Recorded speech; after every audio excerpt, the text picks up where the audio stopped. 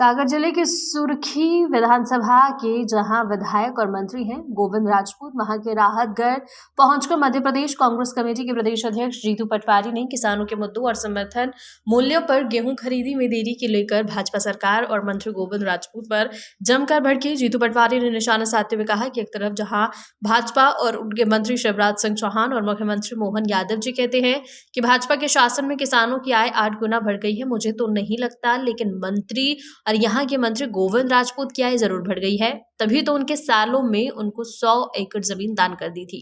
जाहिर सी बात है कि वो भ्रष्टाचार के पैसों से ही ली गई होगी, लेकिन जब कांग्रेस की सरकार आएगी तब इनका पाई पाई का हिसाब होगा। भाजपा की सरकार में किसानों की मुसीबत जरूर बढ़ गई है। इस दौरान सुर्खी विधानसभा से गोविंद राजपूत के सामने प्रतिद्वंदी एवं कांग्रेस के प्रत्याशी रहे पंडित नीरज शर्मा ने भी भाजपा सरकार और मंत्री गोविंद राजपूत पर जमकर निशाना साधते हुए जनता एवं कांग्रेस कार्यकर्ताओं से कहा कि चुनाव के समय वो दिन जरूर याद कर लेना जब किसानों ने खाद के लिए लाइन में लगकर पुलिस की लाठियां खाई थी। आज सुर्खी विधानसभा में भी मंत्री गोविंद राजपूत का इतना अत्याचार है कि वो जनता को मूलभूत सुविधाएं जैसी प्रधानमंत्री आवास देने के बदले गीता कुरान पर हाथ रखवा कर अपने लिए वोट देने की कसम खिलवा रही हैं, वरना सुविधाएं नहीं देने की धमकी भी दी जा रही है। लोगों पर झूठे मुकदमे दर्ज कर रही हैं, सो अलग। यहां तक लोगों में भ्रम फैलाया जा रहा है कि चुनाव के समय नीरज शर्मा को खरीद लिया गया था। आगे नीरज शर्मा ने कहा कि मंत्री तुम्हारी हैसियत नहीं है नीरज शर्मा को खरीद सको, और यही बात बजरंगबली के सामने कहकर दिखाओ। हाँ मंत्री, तुमने जरूर कांग्रेस की कमलनाथ सरकार को भाजपा के हाथ बेच दिया था। मैं तुम्हारी तरह बिकाऊ नहीं हूं। सुर्खी क्षेत्र की जनता ने चुनाव में तुम्हें धूल चटा दी थी और तुम बेईमानी से चुनाव जीते भी थे। अब एक बार फिर आने वाले चुनाव में जनता तुम्हारे कुकर्मों का हिसाब करने वाली है। तुम उसी विभाग से मंत्री हो और तुम्हारे क्षेत्र के ही किसान गेहूं खरीदी केंद्र चालू नहीं होने एवं खाद बीज के लिए परेशान रहते हैं। इसके बाद सभी कांग्रेस कार्यकर्ताओं ने एसडीएम कार्यालय पहुंचकर किसानों की समस्याओं के निराकरण की मांग को लेकर राहतगढ़ एसडीएम को ज्ञापन सौंपा और समय सीमा के समर्थन मूल्य गेहूं खरीदी केंद्र चालू नहीं होने की दशा में कलेक्टर कार्यालय का घेराव।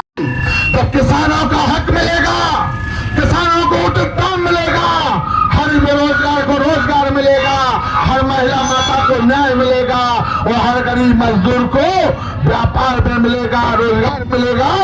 उस दिन हम कहेंगे कि ये सरकार कांग्रेस की नहीं, किसान सरकार बन के आ रही है। मैं इसलिए आपसे कहना चाहता हूँ, हम लोगों को अभी चुपचाप नारे लगाना होगा और अपन को जगाना है, इनको जगाना होगा।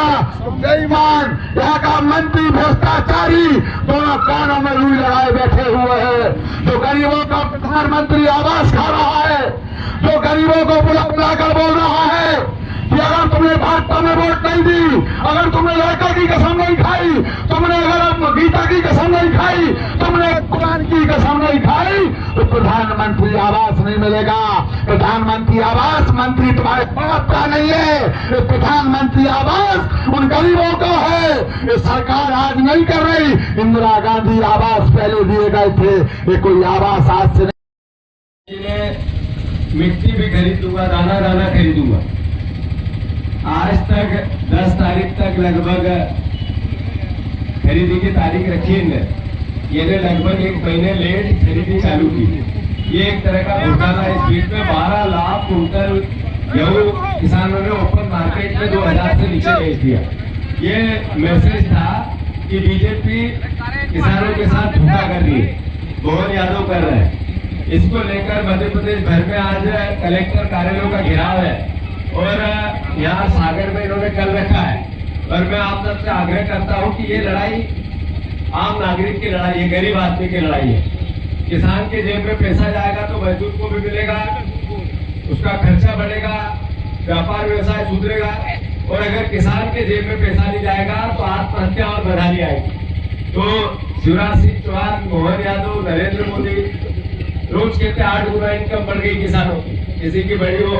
भारतीय जनता पार्टी के नेताओं की 100 गुना बढ़ गई, पर किसानों की तो 8 गुना नहीं बढ़ी। ये यहाँ का जो हमारा विधायक है, यहाँ का मंत्री है, उसकी इनकम बढ़ गई है। जब सरकार आएगी तो उसकी जांच होगी और एक पाई पाई का हिसाब लिया जाएगा।